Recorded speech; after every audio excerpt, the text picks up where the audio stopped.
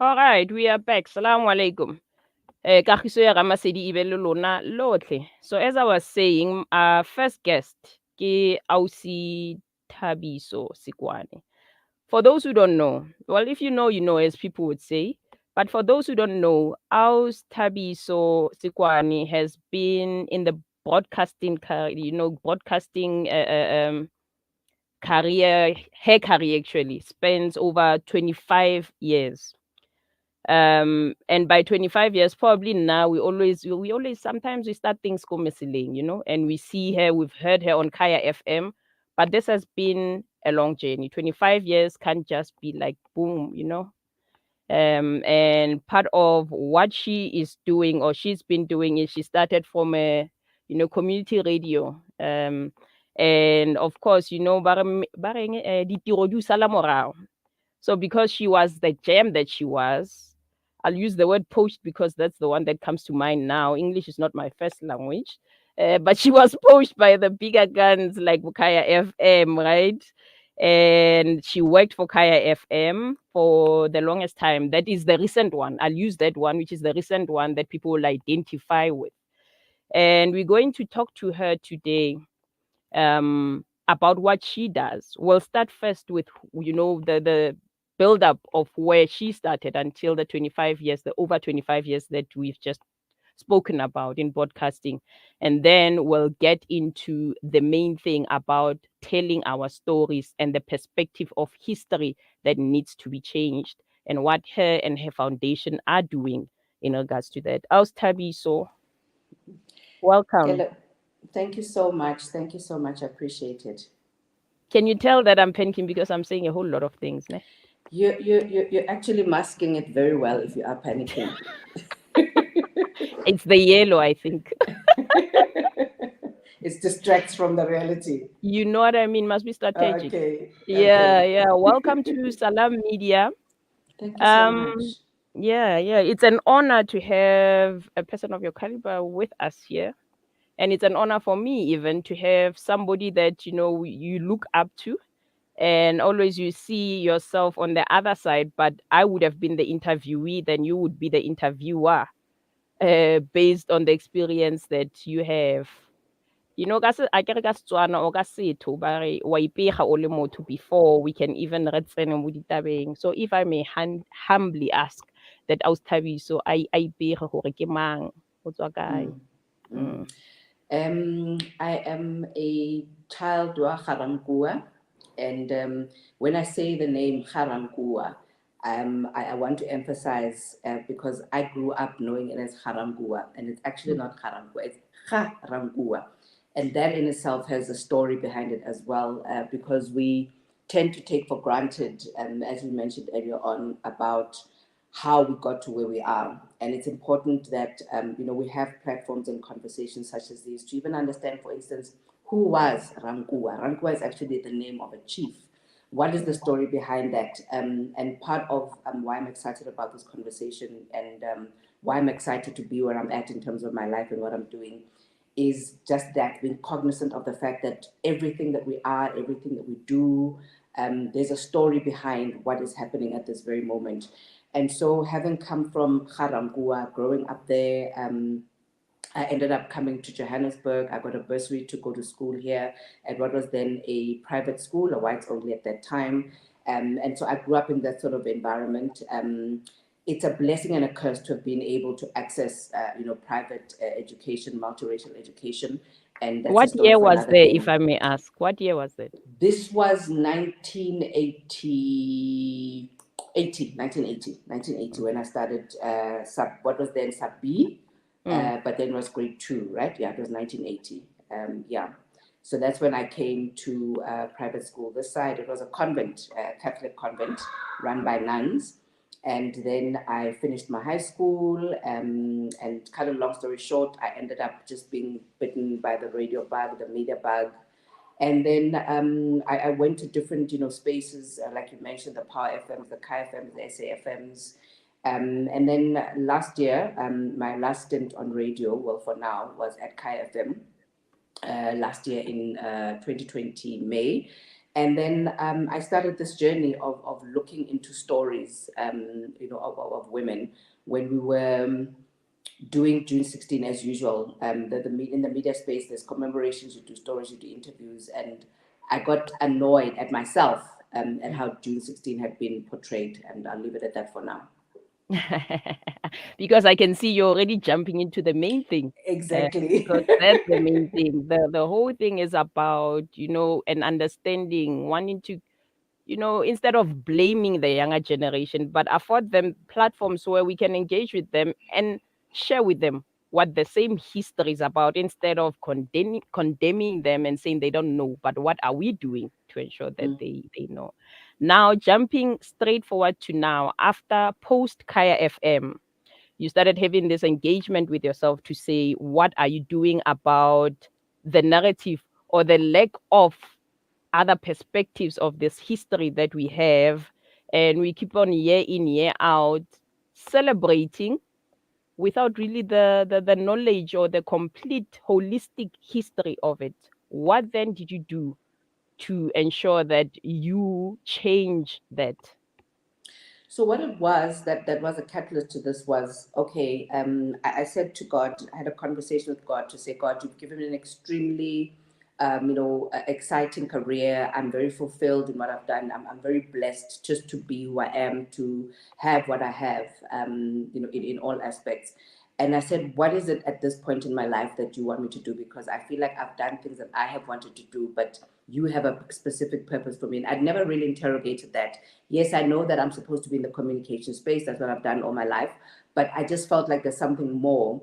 And just through guidance, everywhere I would turn would lead me to this, was stories and women. But at the center of it is about healing. Everything that I'm about now in my life is about healing.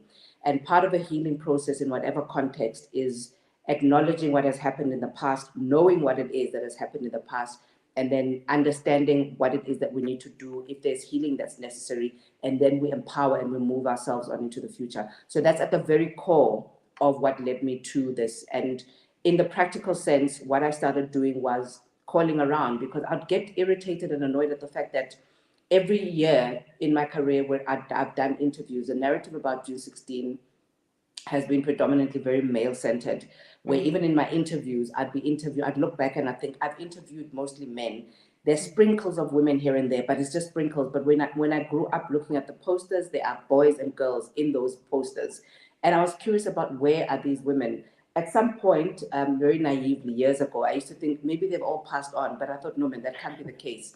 And yeah. so 2 years ago, I started making phone calls, and one phone call led to another and another and another. And I realized, oh my word, these women are still alive. And some of Mm, the stories that they would share are incredible. And that's where the journey started, of understanding that it's so important that we document these stories, not only because, of the aging of, these women, but the fact that they're still alive. They are living history. They're an opportunity for us, as you've mentioned, to bridge that gap between the current, generation, the millennials, and to mm, say to them, this is where we come from. We walk and we stand on the shoulders of giants. yeah. This is how you can take the baton and run with it. How do we do that? And we engage in the same conversations that we're hoping to do now. Mm, mm. And just expanding more on that. So you're in the center of this is that you wanted a whole history. A picture says something, but what we have says something else.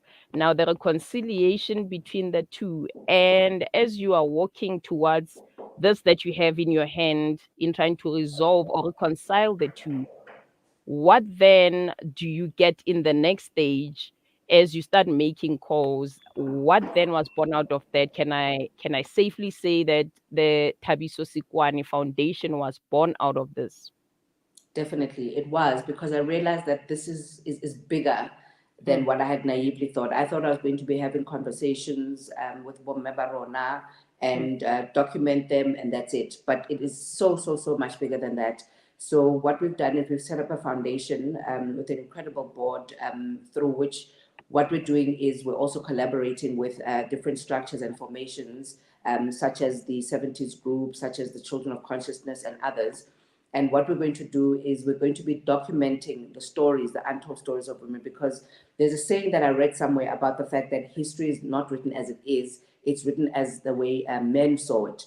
And the role of women has, and it's not anything that's unique to South Africa or the continent, African continent, it's in the world where women's stories and the role and contribution to the world have just been omitted. And this is the foundation's work to make sure that the stories, the untold stories of women are documented. And women from all walks of life, you get the prominent names that have been bandied about throughout history. And in the conversations that I've had with women, say for instance, women of the 1956 generation and the march, who say there are so many women who were on the ground, and it's just a pity that our names have taken prominence, but more women and who actually did even more than us. It's just that we happen to be prominent, we happen to be the faces of such activities, but there are so many more women whose stories need to be told. And it's important that even as a people, we know these stories within our families. It starts there, actually, within our communities, because we then have a foundation that we know of, and we know how to stand on that foundation to move forward. So the foundation is going to be collecting the stories of women, collaborating with the, the groups that I've mentioned to make sure that we document these, we digitize them, so that we don't only have the oral history that, has been documented, but we also include these conversations in a practical way by going into spaces like schools, going into community groups, and having these very conversations that tell the stories and the contributions of women, but just our history as a whole. Yeah. I think what you mentioned now, when they say there is no stopping a flow of a river, once it starts flowing, there's a time that the river goes dry, maybe for whatever reasons. But once the water starts and it starts flowing and then it widens, you cannot stop the flow of that river.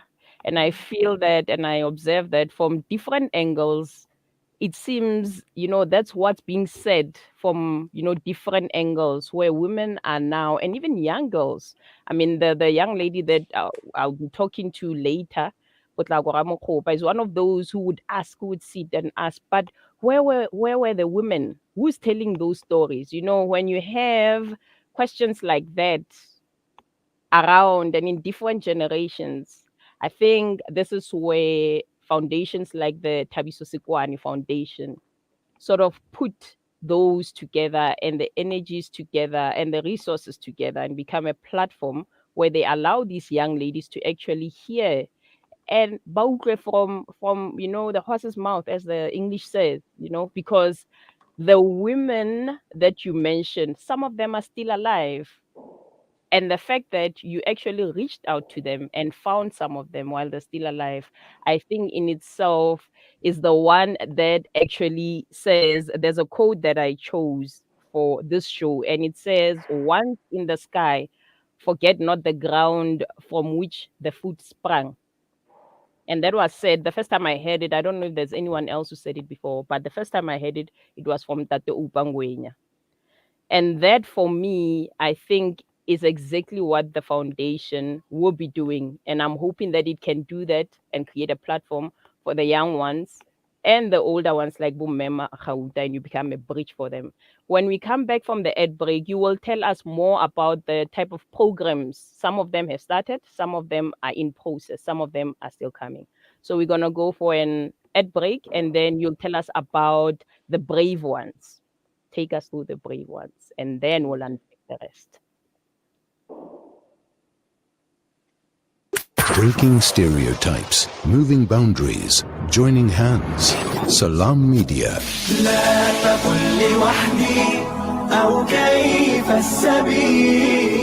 Humanity sets the agenda. There's no smell that takes me back to the comfort of my childhood than the smell of black seed oil being applied by my nanny. Now I'm using Tib black seed in my own home to soothe sniffles and coughs, to help with digestion and immunity, and of course, as part of my beauty routine. After all these years, I've come to appreciate the wisdom in finding comfort and shifa in trusted treatments like Tib black seed. You can find Tib black seed at all leading pharmacies or find out more at blackseed.co.za. Whoever fasts Ashura, it is as if he has fasted the entire year. And whoever gives charity this day, it is like the charity of an entire year. Donate from only 500 Rand this month of Muharram to any of our campaigns and reap the rewards. Visit our website at www.pennyappeal.org.za to do a quick and easy donation, or visit the site for more information on our Thirst Relief, Orphan Kind, Hifts Orphan, Feed Our World and the Mosque Project. Penny Appeal. Small change, big difference. Shimmer, sparkle, captivate. Nothing less than a masterpiece. Droplets of gold inspires precious design. Platinum bursts with intricate freshness. And every pure diamond becomes more than just a girl's best friend. Voda Gold Gem Jewelers, where timeless dreams become a reality. Come to us. We tailor-make designer gold, platinum, and diamond jewelry.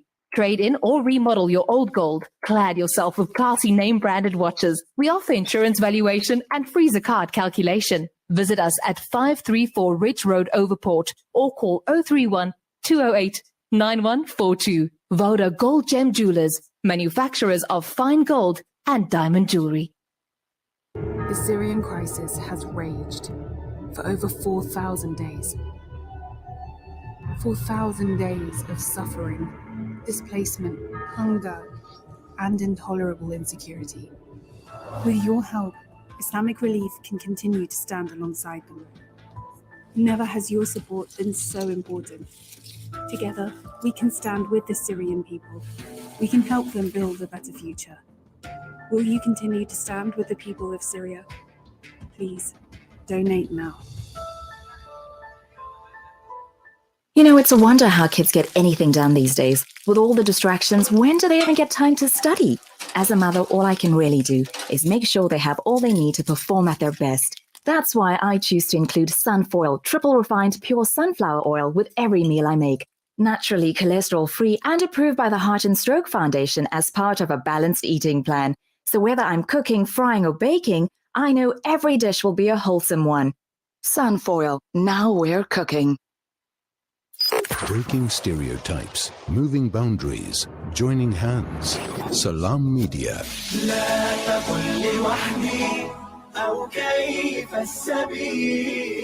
Humanity sets the agenda. Assalamu alaikum, welcome back. Yeah, I almost said welcome back to the round table or the common space. I forgot, but yeah.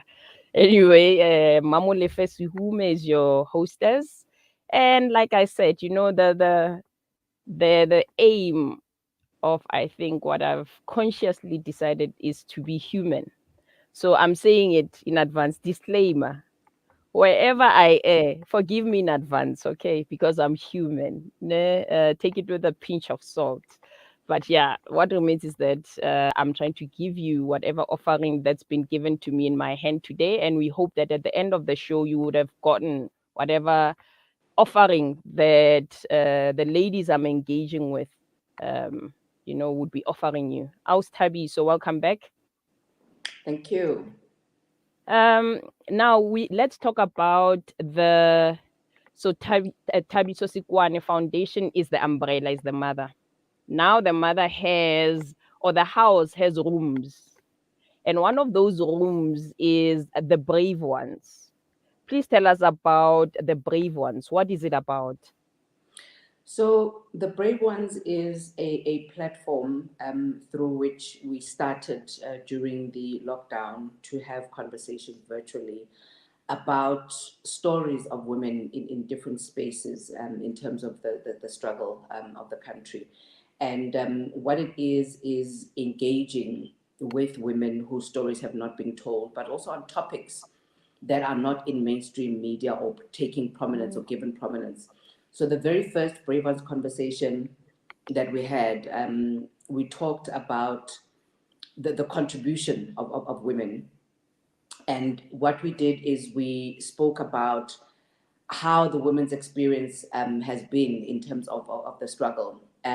We had, one of the ones that we had, we talked to the daughter of Mama Victoria Mqenge, talking about and having to, or trying to get an understanding of how living as a child of, a stalwart and an icon and an activist that Mama Victoria Mxenge was, how it affected her as a child, Sis Namhla.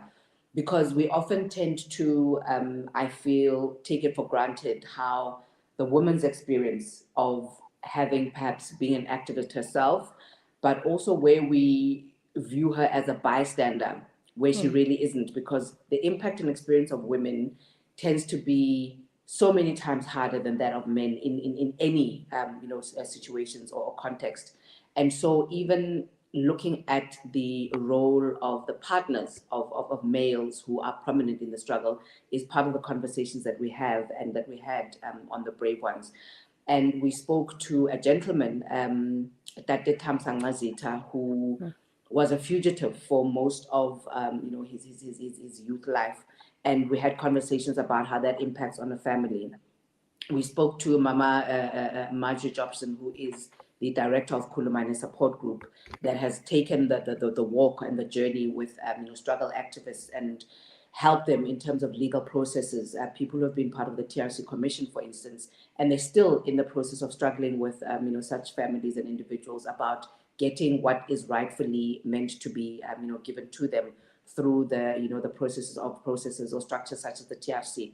So the Bravest conversations are conversations, and it's a platform where we have tough conversations that are really about the brave ones, people who dare to say, I have a purpose, I see injustice, and this is the role that I'm going to play. And the Brave Ones is a platform that is aiming to encourage the very conversations that we're having now to say, what role can Mamolefe play? What role can Thabiso play? What role can an 18-year-old, a 15-year-old play in dealing with the injustices and dealing with situations where they can be the change that they want to see? Because when we look at the women of June 16, which has been the initial starting point in terms of telling stories by the foundation, some of these women were 14.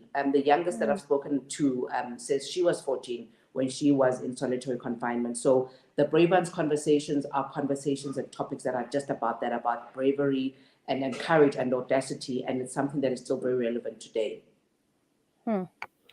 That hits deep. That sort of reminds me of someone that we'll be talking to just after you. I'm actually hoping that we can be on this platform at the same time, even if it's for 3 minutes. And that's Me Mahauda. When you talk of solitary confinement and all those stories that have the time, women have different ways of dealing with things, because you have to. But I heard, now I thought lelapa ke la ntate, but I heard from the Zulu perspective that legae le tshwara ke mme, and because of that as well, then they put things aside. So before they could start telling their stories, or even before even telling their stories, acknowledging how they feel and the scars they still have, and therefore not dealing with them, because now they have to and uphold the household, And I'm hoping that actually we can, even if it's just a hi, that would be awesome if I can have you on the platform together. And from the Brave Ones, then there is the round table. How different is the round table from the Brave Ones? So the Brave Ones round table is one thing. So it's about getting the Brave Ones around this table to have these conversations. And part of the the initial inspiration behind it, and I love it, it gives me just such affirmation when you talk about the intergenerational conversation, because that was part of the idea. Having had different generations talk about what the experiences are, what it is that they feel about what it is that they're dealing with right now, and how do we take lessons from the previous generations to say what mistakes that they made, what were their gains, and how do we then take the baton going forward. So the intergenerational conversations is integral to what the Brave Ones Roundtable is all about. So, and I get excited when I hear the name of Mama Mahauta, because she was one of the women that I actually interviewed when we did the June 16 conversation. That was, for me, the game-changing moment when I then had found some of these women who were willing to tell their stories. And not only were they willing, some of them had said, I have never actually spoken about my story. in the way that I am now, which in itself was very affirming. And Mama Mahauta was one of the first, women that I interviewed, about her story.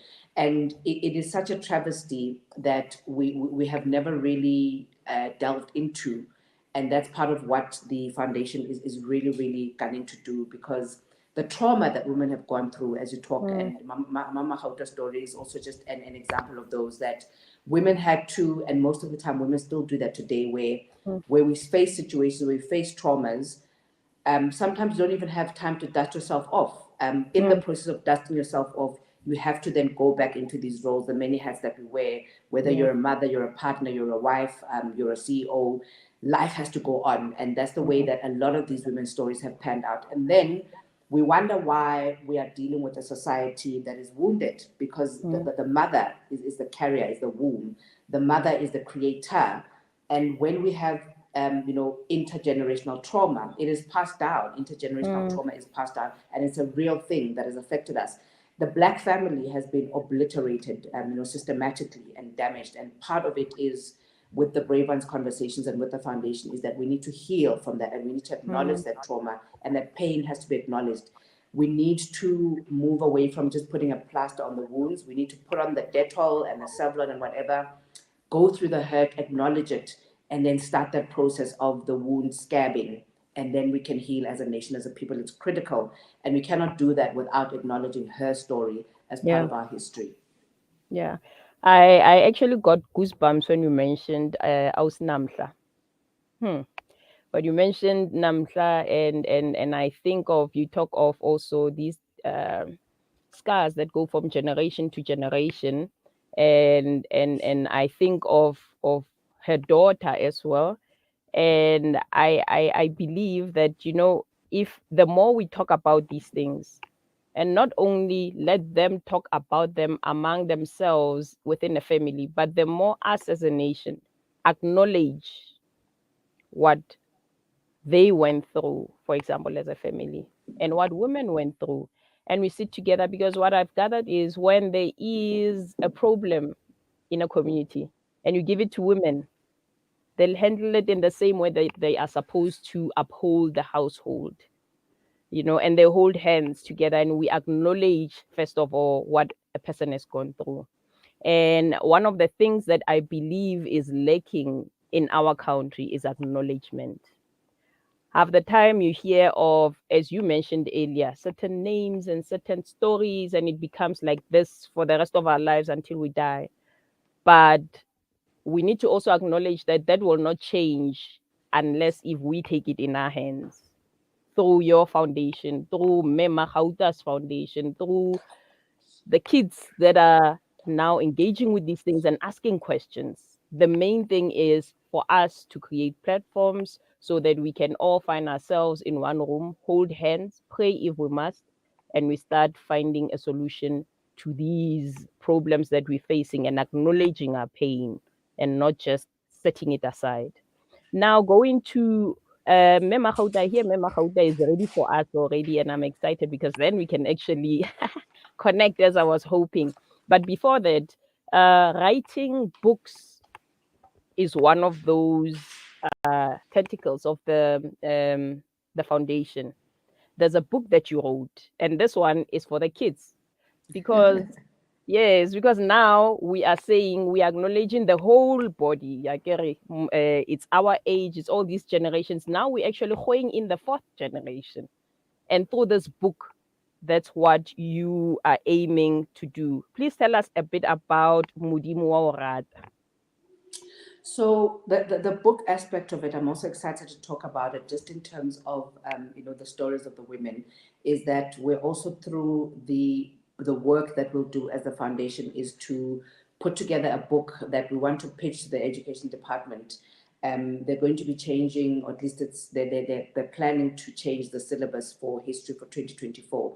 So these stories that we're going to be collecting of Mama Mahauta and her peers, we're going to be putting them into a book that we want to pitch to the Department of Education for history and for life orientation, so that by the time our children get to age 15, they're already conscientized of the role of a citizen. They're already conscientized about the fact that bonkgono ba rona, bonkgono ba bona were already actively participating in making and creating the future of the country that they wanted to see, and that there's still so much work that needs to be done, and that every single South African has a role to play. But where Modimo wa go Rata comes in as a book is to say to a child, you are equal to anyone.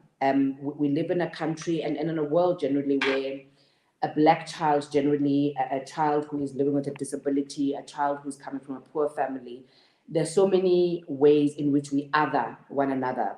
And if we empower our children to understand that the power that they have within them is indestructible, the power that they have within them can move mountains, we've started on a right footing with our children so that they go out there knowing that they can claim the territory, knowing that their lives matter, that their lives mean something. We look at what is something at what is happening with GBV. If our children are knowing that they are valued and that they're worthy of respect because they're equal to everybody, they can say to an adult when an adult is being inappropriate and doing so respectably rather, with respect, that I don't like what you're doing, you're making me feel uncomfortable, you're looking at me in a way that doesn't make me comfortable. And they can then say to another adult, because they know that this is not the way I should be treated, then they can go to another adult and say, adult so-and-so did this to me, adult so-and-so said this to me. And it's important that these conversations that we have, like you're saying, we string them all the way down to the fourth generation. As soon as a child is able to communicate, as soon as a child is able to receive information, let's empower our children through conversations about their self-worth, about their value, and the role that they have to play in our homes. Let's start with there. When a child leaves in the morning, do they leave the home knowing that they are loved? Do they leave the home knowing that they are valued, that they have something to offer the world? What are we saying to affirm children? We need to get rid of things like saying to Ngwana Oskaela, saying to Ngwana, you won't amount to nothing, saying to Ngwana, you don't listen, saying to Ngwana, Ostodu. Children are curious. This book is aimed at children up to age 8. And we need to acknowledge that when a child is 5, as we put it in inverted commas, is not that. Children are curious. Let's allow children to explore, teach them to do so safely and observe how they do it, but allow them to be and to do. As a Black community and as Africans perhaps as a whole, what we tend to do is we tend to want to control and box our children in. And I think as a generation, Rona, as parents, we're learning that allow children to be. A child is exploring, a child is pure, and we need to make sure the right information we give them, what we nurture them with and through, is empowering and more positive than taking them down. And so Modimo Kgorata is about that. I love that. There is no one that's left out. There's no one that's left out. And that's very important because the body can't operate with one limb left out. We need to take off the whole body. And I look forward to actually getting, the syllabus change that you talk about. I am very excited to know that there's actually content, being created for that. Because if that's not done, then it will be another, I don't know how many years of this chorus being sung, what I'm going to ask Ausi, I appreciate all the gems and the light you've shared with us. And I know just from hearing what your intention is with this vehicle called the Thabiso Sikwane Foundation, there'll be quite a number of people who might want to engage, who might want to actually be part of this movement, who might just want to walk with you, just hold hands with you and give you courage to actually do it, if they do want to do that, where can they find you? Do you have a website? So the website is in construction, but we are accessible through an email address called info@boronaproductions.org.za. And then on our social media platforms, I will also be putting on information as from tomorrow, just about the foundation, how people can get in touch with us. And the idea in the first phase is to collect the stories of people. If Mamolefe has got a story to tell about her mother, if Mamolefe has got an aunt who we don't know about, and even if we do know about them, the idea is to create a database of stories about these women. We're going to be working with academic institutions so that this information also is filtered through them, where in their research departments, in their departments where they're looking at female histories and female studies, they can also include that as part of their studies, where students are doing their masters, their theses. They can also tap into this. And then part of it is that as from next year, we're going to be having Bo Mema Hauta, for instance, and her peers going to schools and having conversations. We're going to approach corporates to say, can you sponsor events through which we can then as a foundation pay Mama Magauta, because your story is that, it's that, and it's your livelihood, and we need to monetize, and it's something that I keep having conversations about them with, to say that your story is your life, your story can be your livelihood, and to have corporates come on board to sponsor talks where we go to schools and we have these conversations where children can ask questions, because children tend to learn with something that's really tangible. So Napongwe, a book itself doesn't say enough, whereas if there's a living human being who's there with me, I see a Mama Magauta Mamolefe who says that when I was 16, when I was 17, when I was your age, it makes it more tangible. A child can then ask Mama, how did you get the courage? What did you do? How did this affect you? And I think it is definitely a powerful way to inspire, the millennials and the children, even, younger than them, to say that we walk on the shoulders of giants. If they could do it, what stops us from being the change that we want to see in this country? So on my Twitter handle, which is at Thabiso and at Tasikwa, I don't even know my Twitter handle. I'm so bad with social media. But if you just Google, Clearly, we is so see how embarrassing. often you visit that. Oh my word, that's bad. I need to change that about myself. So at my Twitter handle, let me actually just look at it now. On my Twitter handle, I'll be putting information as from tomorrow about how people can actually start, telling their stories and sharing them with the foundation, because that's the first phase of the foundation's work, where we're collecting the stories, because then obviously we then have to verify the information, and it works in different phases. But the very first one, as I say, to create a database of the stories of Bomema Magauta and the like. Mama Magauta, dumelang. Dumelang batho. Le kae? Okay, Mama. I'm happy to be here. Yes. Thabiso, ke a leboga for that information. If you don't mind, can we just borrow just 3 minutes more of your time, if it's possible, or 5, just so pyramid-like type of conversation. I am here for it. And I've remembered my Twitter handle. It's at Tabi_SIK. That's how bad I am. Not even, listen, it's not even about that. Listen, but you know what? These things, because it's not your name, it's allowed to forget, guys. In Islam, when I had this one, I was so happy. I'm like, it means it's okay. When they said forgetfulness is a mercy from Allah, it's okay to forget, because imagine if we were to hold all these things in our heads, all of them, and I mean all of them, where would we be? So we need to forget some of these things. It's like pool. You put in water here, backwash, and So it's okay. It's allowed. Thank you. I hope that people got that. Do you want to repeat it? It's at Tabi, Thabi, THABI_SIK. So I'll be putting information up as from tomorrow. Okay. So what we're gonna do now, Ma'am Magauta, can you please just stick with us? I just want people to be able to drink water for this one, because I think it's gonna be dynamite. So if we can just go for an ad break for them to just have a sip of water, because we're merciful like that, and then we'll get back to where we're stopping now. Okay.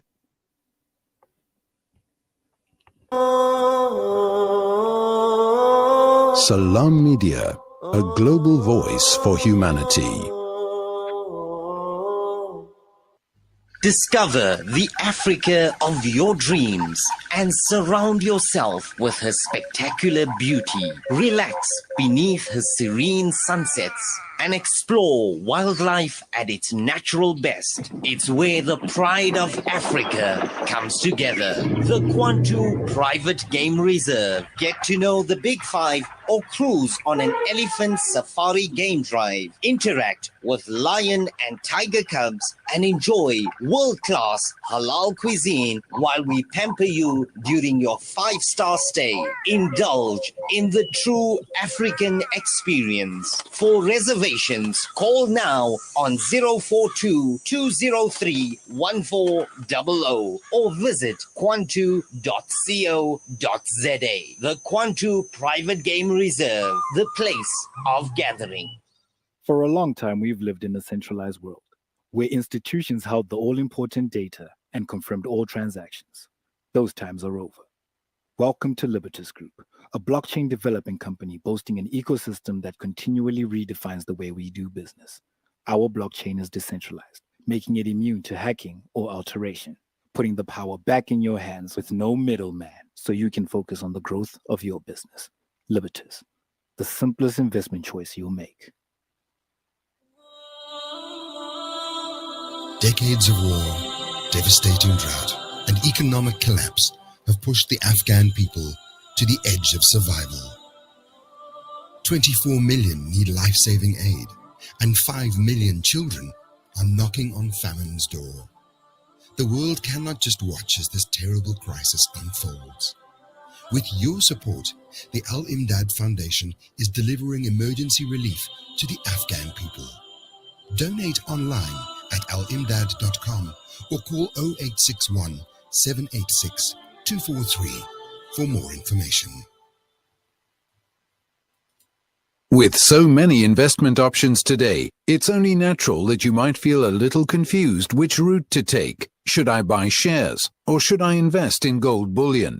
Randery Jewelers now brings you the Zahab coin, an alternative to the Kruger Rand. The Zahab coin, a solid wealth protector in its purest form of 24-karat gold, is the safest way to protect your wealth. So don't just sit there and watch your paper money depreciate. Change to gold. Call Randery Jewelers now at 031 202 4701 or visit www.rjcoin.co.za, situated at 151 Essenwood Road, Musgrave, Durban. Randery Jewelers, the family name you can trust. Approximately 785 million people in this world do not have access to safe, clean water. In developing countries, around 80% of all illnesses are due to contaminated water and poor sanitation. Don't let dirty water end a life. Build a water well. In Bangladesh, Malawi, Nepal, Zimbabwe, or here at home in South Africa, donate to Penny Appeal's Thirst Relief Project to bring safe, clean water to communities around the world. www.pennyappeal.org.za or call 031 1100 573. Penny Appeal. Small change, big difference. Listen to something fresh. Listen to Salam Media. Welcome back, good people. Assalamu alaikum. Mema Khauta, welcome back. Thabiso, welcome back. Just a reminder to our listeners why we're here, which is, I'm looking at a book called Time to Remember. Mama Mahauta will know because she was part of this. But I thought it should be time for us to remember why actually we are commemorating this month and the 9th, which will be tomorrow.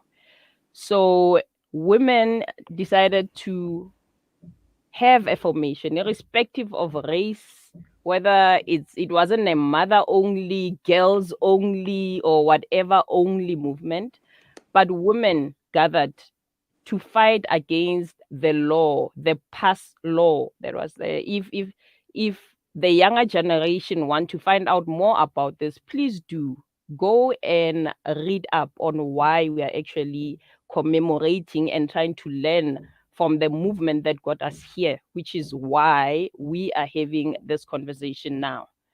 And the date was the 9th of August, 1956. And like I say, just like what we're trying to do now, women gathered. And that was mothers, daughters, sisters, and friends. And we are hoping that with this, it can be seen as a smaller nyana act. But a lot of smaller nyana acts actually make it bigger. And it actually has the impact that we intended to have. And we're hoping that with these kind of conversations, that's what we'll do. Mama Baba used to say, when they say, if Mugabe used to say, I think, if Mama can did it, why can't we did it? That's the question. If Mama Mahauta could did it, why can't we did it? What is it that we don't have that they have? And the other way around, we are actually the same. So meaning greatness is in all of us, change is in all of us. So we just need to coordinate and we need to work together and collaborate, which brings us to the next part of this interview. So let me give you a brief introduction of who Me Magauta is. So Me Magauta is where do I start? But when we talk of stalwarts and we talk about people on whose giant shoulders that we stand on, this is one of the women. This is one of the mothers whose shoulders we stand on. Those Baba Tlachotseng, those who had to clear the road for some of us, either through their resilience, through what they spoke out about, or through what they did, and through their resistance. This is one of the mothers who actually were there. And these are the women that Thabiso talks about, the women that we want to hear from because they are here. So why should we go to the third party when the exact and direct people are here? This is what we're trying to do today. And Mema Khauta, the recent thing that she did is she also had the same motivation to say, but listen, you know what, we were there. But why is it that it seems like the voice is so faint? You know, the woman voice is so faint. And remember, as I always say, it's not a competition, but it's about getting history right. So it's not a competition. It's never been a competition, but it's about having our holistic history on paper. And Mema Khauta recently became an executive producer, right, of a documentary called Executive. I hope you heard that one, bold and underline. Executive producer of a documentary called Surviving John Foster Square. That in itself was a big movement because Manu Magauta had not actually produced any, she's not in the film industry or anything, but because there was this urge for her to actually voice out what is already there. And she is going to tell us about her. I'm not going to say her history per se, because if she is to tell us about that, we'll be here till probably Friday. But I would like us to hear, Mama, from your journey, you know, the organizations that you were involved with. I mean, from the SASOs to BPC, and all that you were involved in because you were uncomfortable and you were not pleased at all with what was going on then. Okay, I see a hand. This is like, unmute yourself, ma'am.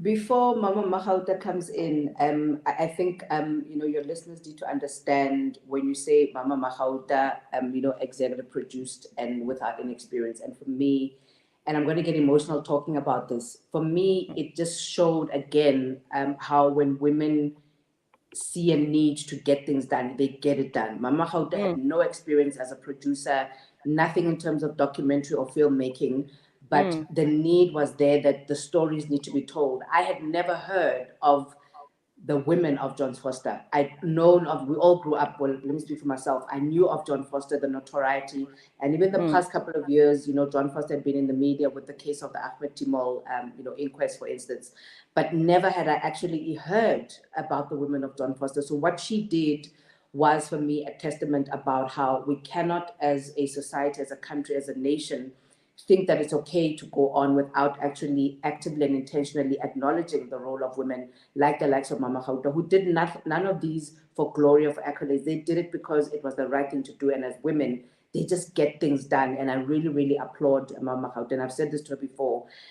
We owe the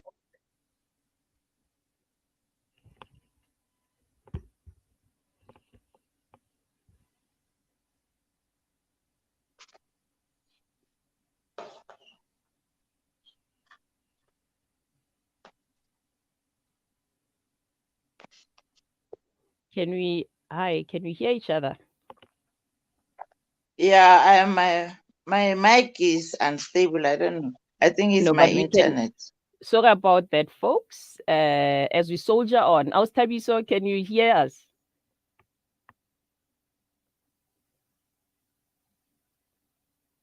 Is your sound back? Okay, while Thabiso is sorting her, please indicate Thabiso when you're, if you can hear us, right? Or from the technical side, they'll tell us. But in the meantime, welcome, Mama. We'll sing all praises. Re tla be ra- o itse ra etsa mo- ba re ke eng, ra duduetsa hona nou. But because we are excited every time when we think of a story being told from the person's mouth who was there, it's quite an emotional thing, and I understand why Thabiso said that. Mm. So SASO, BPC, SASM, those were vehicles that were used then when you were youth for you to mobilize a couple of things that needed, the changes that became what we are reading about or we're trying to talk about right now. Can you tell us, like, in terms of motivation, right? Because we're also trying to learn from you. Motivation and what actually said, you know what, it can only be changed by us. Liberation in our time. We can't wait for any other. What was the motivation? Uh, for us, the motivation was wanting to remove the system that was oppressing us, because we're seeing what was happening where we're staying. We're being harassed by police. Our parents were talking about it all the time. So my friends and I, when we heard that, the first meeting that we attended was a meeting at one of the halls where the students from the university were chased away. And we're still in high school then. We're in higher primary, You? not even in high school. And I don't know how we hid, but as a group from my township, we decided to go and attend the meeting. And that's where there were these students talking big words. Some were from Port Hare, some were from all the universities. And then that was the beginning, because there was no cell phones and very few phones. But I think word used to go around. So every time there's a meeting, we'd go and attend. Then I got to high school. By the time I was at high school, that's when SASO was formed. When we had there's a meeting, we'll just go and attend. And that's how my initiation happened into attending meetings. But from home, we had seen this because in our area, we had elders who were harassed by police. My father in the 60s was house arrested.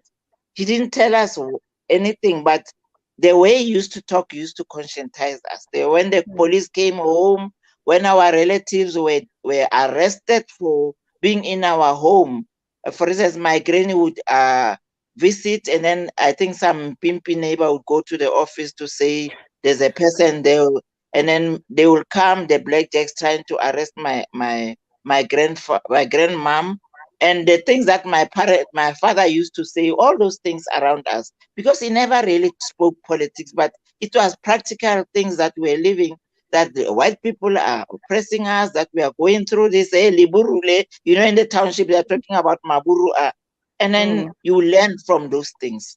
And these are the things that motivated me at a young age to go now and go and hear what the people are saying. So when SASM was formed, I was already green. I was cooked, because I Yeah. knew what SASM was doing. And I'd seen these people that were calling great people. I'd seen Bo Herine Ngwenkulu in person. I'd seen Bo Steve Biko. I'd seen Bo Tom Mantata Lebo Obrimo Queen. And before I even joined the organization. Now, I mean, guys, if I can just hype you up. So, this kind of conversation, this is going to continue beyond this interview. And I'll tell you, so this is where you're going to get in, because I believe with the projects that are coming through the Thabiso Sikwane Foundation, these are conversations that you'd be having with Bo Mama Khauta and all other ladies that were there as well. Correct, right?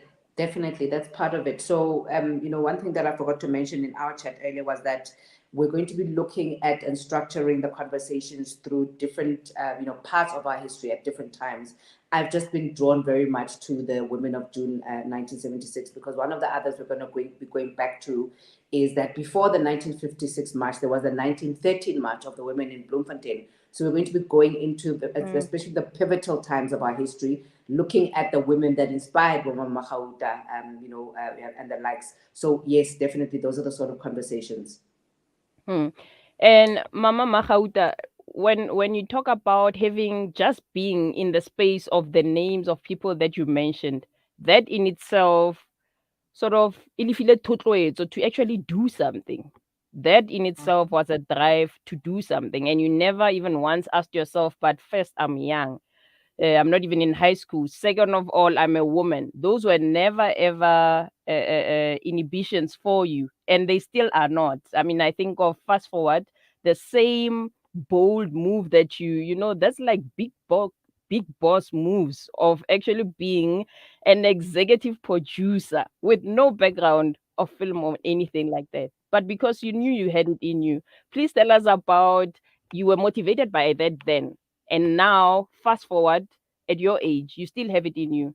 And then came the John Foster, Surviving John Foster documentary, John Foster Square documentary. What drove you there? What made you to actually say it's windy, and you got in it and you did it? Through the process of my involvement, every time when we are in organizations, when we are in meetings as women, we are always appointed secretaries. We are the ones who must take notes. And then I remember during the days of BPC and so when there are conferences and things, they say we must go and cook.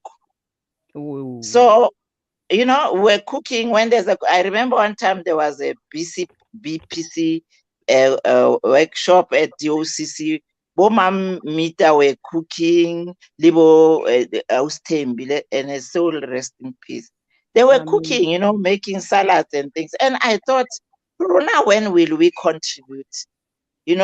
Because every time there's a meeting coming, we must meet as a team of women to plan a diet. But that is tapole, and then we must peel. And then I decided, I'm not going to do that. I became very unpopular even amongst the women, that I'm going to be in the meeting because I want to learn, I want to contribute.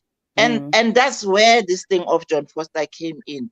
Let me tell you, one time we used to go on Sasso work camp, Kadi holidays when we were at university. And then one time we went, Steve Biko was banned, then we had a work camp for Welcome Wood, where the people were resettled. We're waking up at 4 to drive to Welcome Wood to go and work with the community. When we come back, we must eat, wash, and hold workshops, political, review the day, and then we are taught politics, we discuss.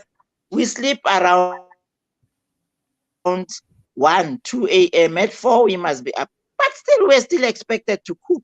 When we arrive, when the boys are washing, we must cook. And one day, Togo, Mpumulan, and the people we sat down and said, guys, this is not on.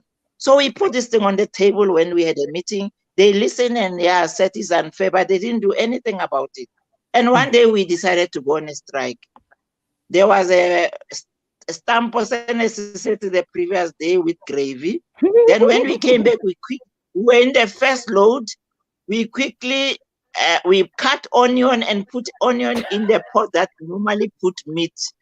And then we took those yesterday's food and went behind the office and ate. And then we washed and we went to sit in the meeting room. So when they tried to dish up, they found that no, it was just mashed onion. There was no stamp. And from that day, they took us seriously, and we sat and decided to take turns. Every day, there's a team to cook, there's a team to wash dishes, and it was only then they took us seriously. So and now I say, all over the years, I've also held positions, come up with things. People don't mention you. Even when you have worked with a person, they will not mention a woman that you started this.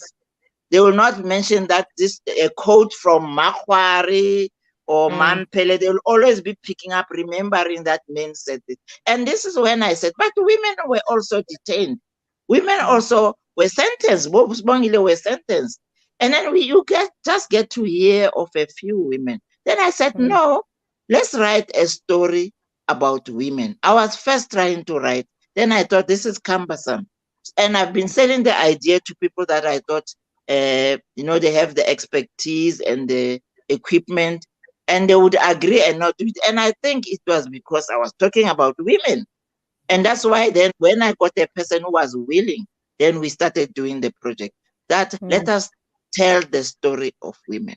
And they are not the only ones. They are not also that number. There's more than that. But this is a beginning to say there are people who have gone through this, who are part of the struggle, who have sacrificed, and they are here. We are talking about them. They are here. They can tell their story, not a third party. And that's how I got them.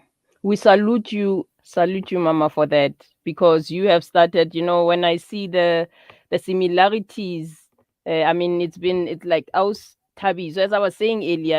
Ha noka e thoma e flowa, re tsamaya ra gogolana mo tseleng. They flow parallel to each other, but somewhere because of the force of nature, di a kopana.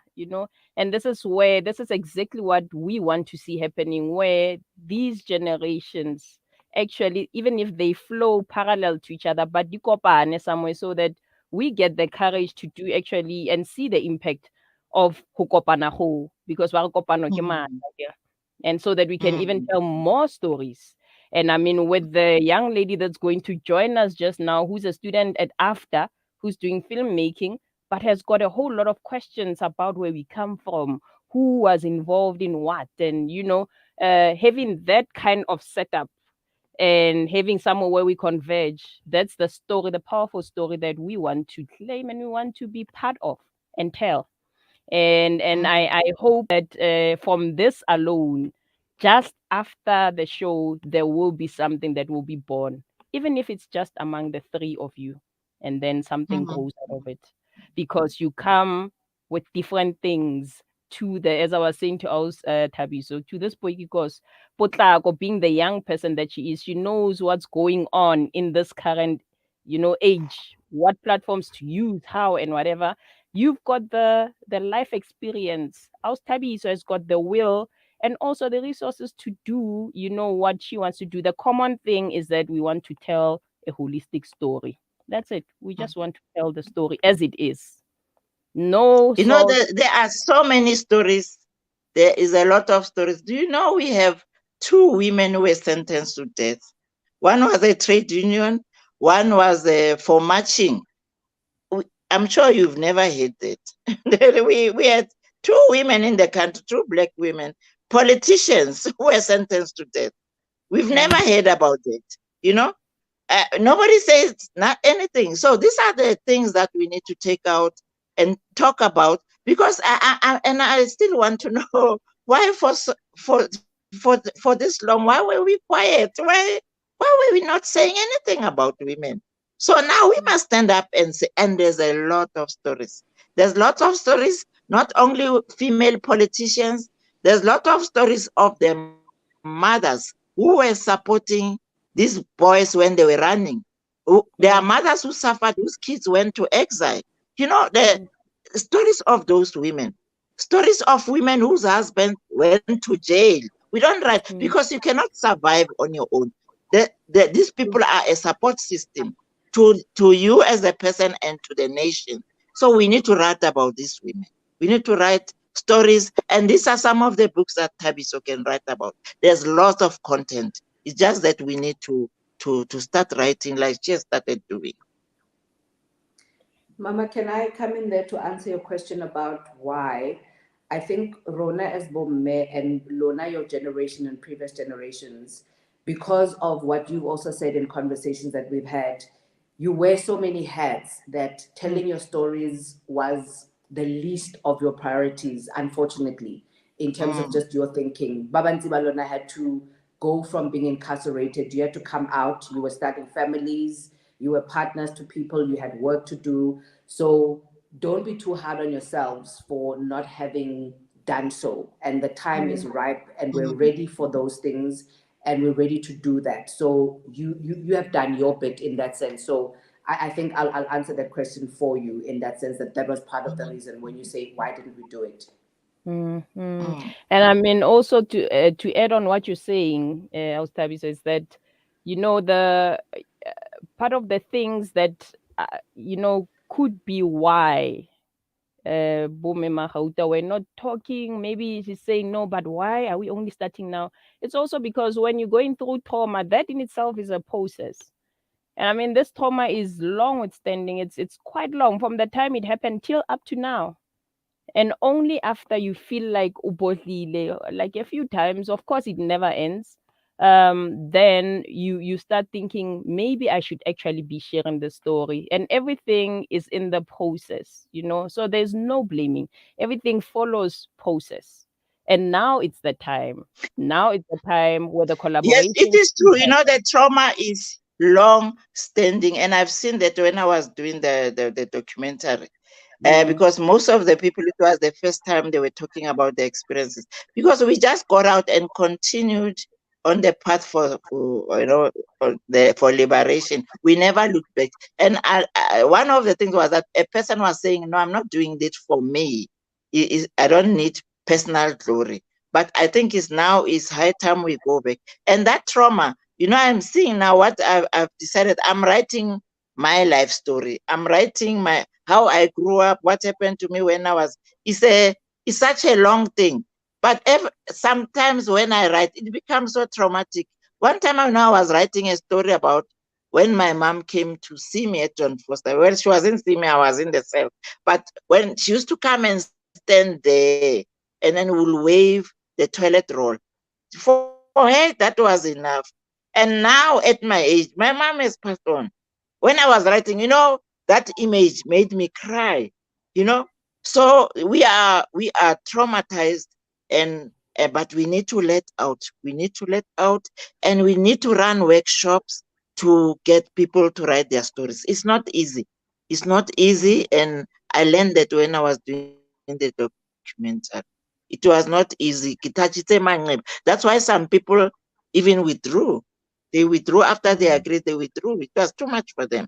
And that is why we even created a counseling team for people to be counseled. It was heavy for the crew, for the subjects, and for everyone. Mm.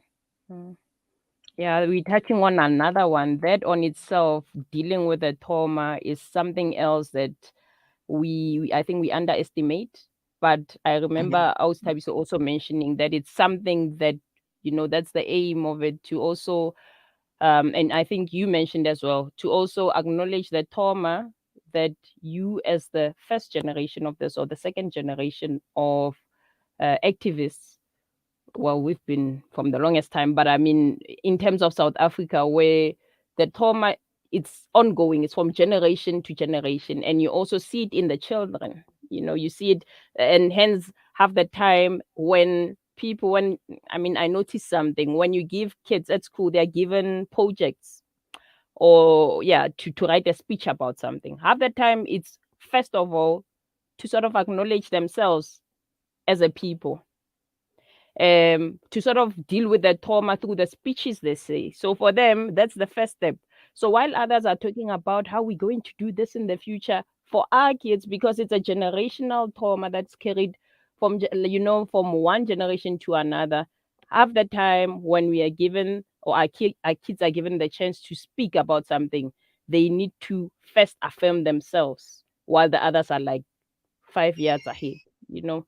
And I acknowledge also and commend the work that you've done in partnership with Bo Metembi, may his soul rest in peace, and Bo that they Seth Cooper, you know, where you're trying to, as much as you're trying to tell the story, you're also trying to deal with the trauma. Where you see that somebody can't deal with this, then they get in. You know, the same generation is still active and they're trying to help with dealing with that trauma. Mama, I know that you've got a foundation. There's a Mamolefe Foundation, right? Please tell us shortly about what is the aim of, why was that foundation born, other than the Surviving John Foster Square. What is, or what are the other folds of that foundation? Yeah, you know, when you grow up, when you grow old, you think, okay, I'm going to retire and sit, and you find that community work is like a calling. is you cannot now say I'm not involved anymore. So I thought, let me form a foundation. I was forming it with a lot of people, but they withdrew. I ended forming it with my family. And to say, with this foundation, will continue my work. That one of the things that I'm doing, like in the informal settlement, we like last year and early this year, we taught women about gardening so that they must produce their own food, and then they plant it. And we also talking about projects. One of the things now that we're working on will be teaching people to do sauces, and to also they will also be producing soap. It is continue because there's a lot of unemployment in the country. So we say people must now learn to do things for themselves. And then also the story of writing our stories is also an ongoing project. Another thing is intergenerational conversations, where we sharing the thing that we are doing now. We also do it practically, and then encourage conversations, because there are we don't have conversations right now. People are complaining that there's a generation that is not involved. It's driving its own thing, but it's the time for them to do whatever they are doing. But we need to have conversations. We need to have conversations as parents that have children who are not working. You have a child who went to school qualified, is not working. And as a pensioner, you find yourself supporting a family. Conversations. There'll be different things that are happening. And I allow people to use it as a platform to launch other projects.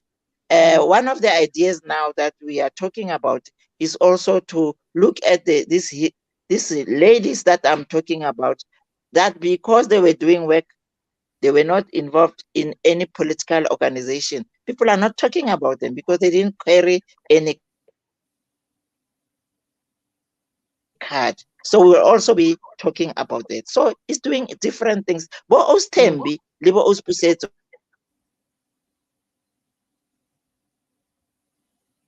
which was going to be part of the and because a lot of people are calling us, they want counseling. So we are referring people to Bonabo Ustembilibo Uspusets. But now we're talking to say, why don't we formalize this and then maybe ask for funding, even if they can do it from their homes, using phones. Because now with the conditions of the country, we find that a lot of people are in distress. People are people want counseling, people want help to deal with stuff. So, but even if Metembi, in her honor, even if she has now departed, will continue establishing it. But I'm telling you, she was also a driving force in the counseling group that we started when we were doing the documentary. No, we also take off our hats to Bumetembi. And we hope that they are honored as they should be honored for their contribution to building this nation.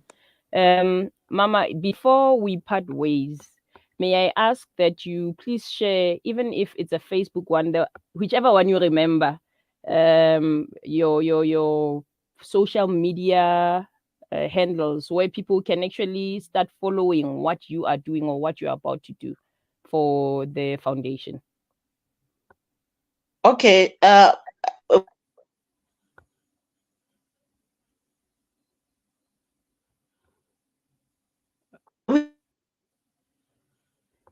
We have a Facebook page, Mamolefe, because we are restructuring our web pages. We'll release the things maybe in a week's time.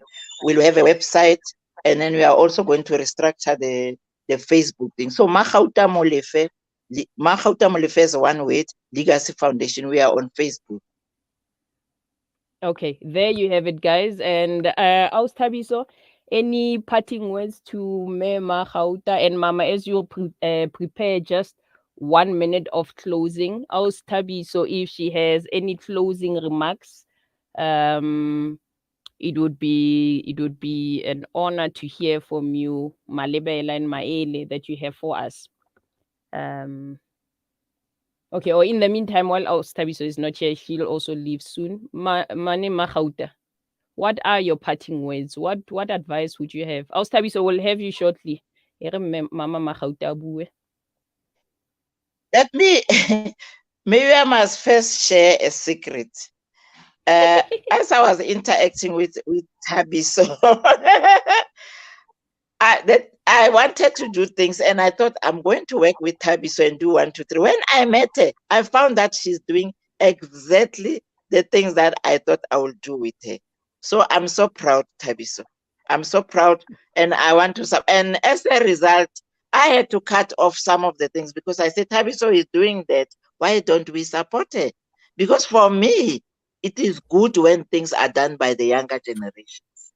So I'm very much pleased, Tabi. So you are doing some of the things that were my dreams. And let me tell you, we don't have the capacity.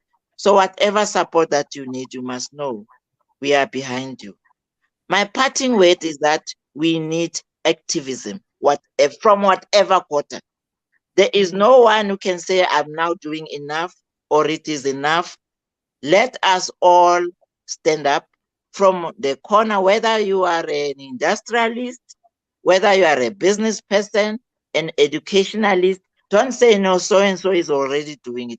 We need everybody with hands on the deck because there's a crisis in the country. If we don't stand up, some people will do for us in whatever way in your community. In fact, for us to change the nation, you need to start where you stay. You need to start with people around you so that we can have our country back. We need this country back in our hands, but we need to stop posting things on social media and things while we're sitting at the, make your hands dirty in whatever little way.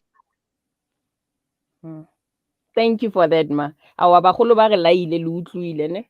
Au Thabiso. I want to echo Mama Mahauta's words, and I don't think she and her generation and her peers and even the women that I've interacted with, and I'm going to get emotional, I don't think they've been given even a dot of the recognition that they deserve. Yes, they weren't doing it for the glory, but we owe them so much. We owe them so much. And my prayer, Komodimung, is that right now, Bapele even more so that we can get the stories from their mouths, so that we get our children to see that here's living, breathing, walking history. And if in my community, if in my family, if in my home, I've got this sort of power, this sort of force, what stops me from feeding from Letzelela Mela Koko? And that's why it's so important and inspiring that Mama Mahauta's writing her story, because even within our families, even if we don't publish these stories, if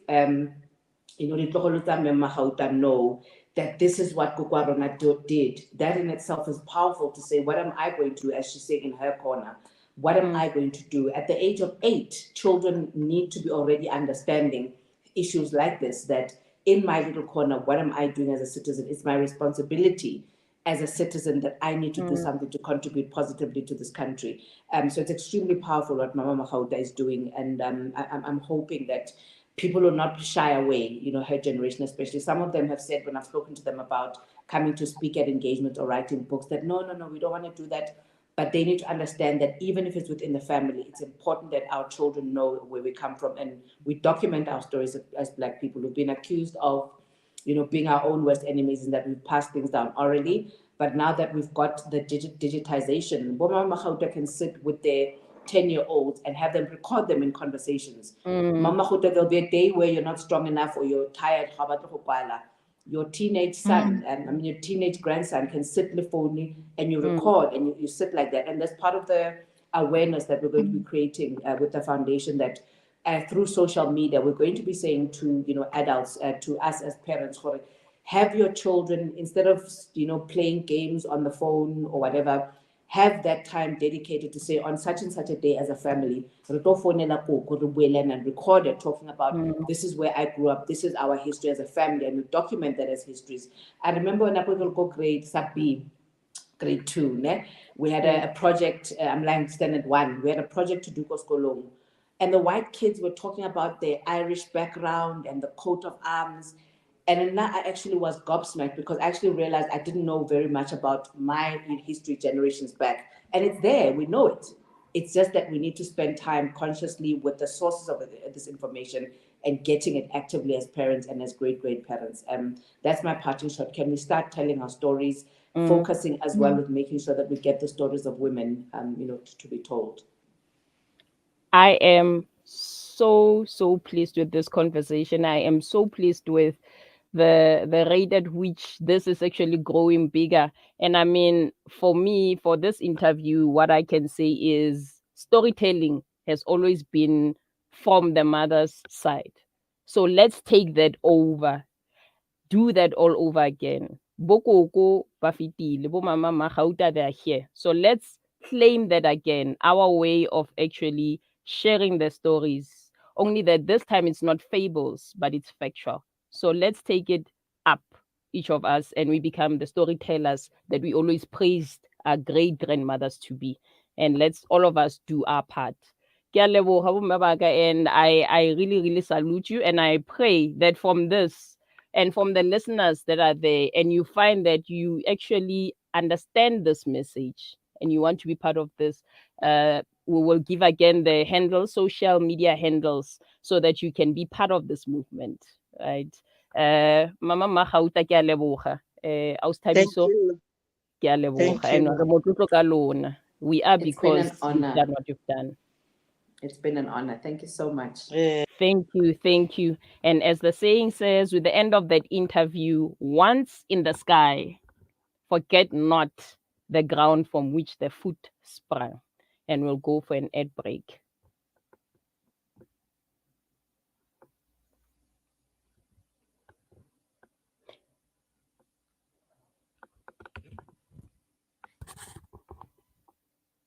People who dared to believe in peace, to believe in hope, and to believe in humanity. Even though on many occasions human beings have proven themselves unworthy of this integrity. The democracy that we enjoy today was built off of the currency of the lives lost and families that were broken. Good morning.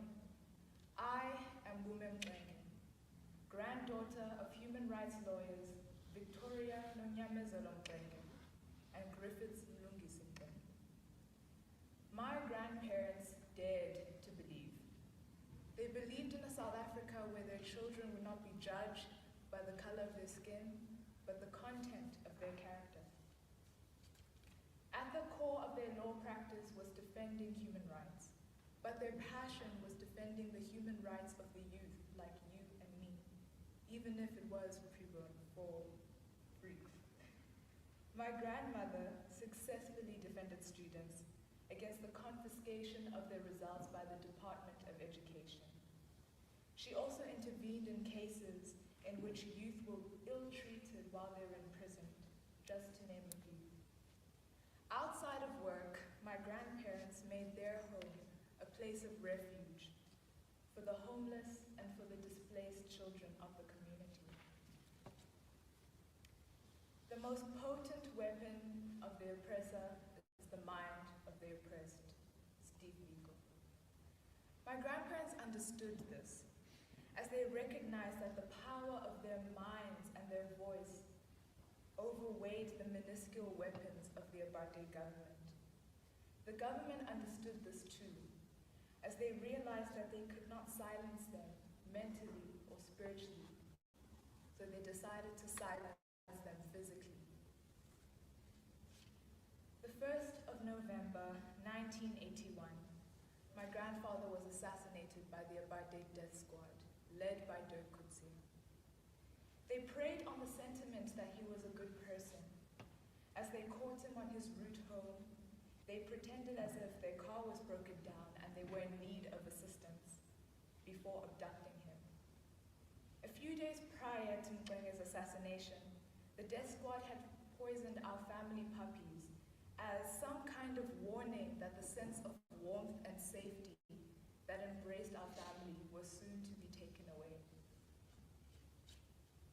4 years later, on the 1st of August, 1985, My grandmother was too silenced by the system, as she was also assassinated, but this time it was in the driveway of her home and in front of her children.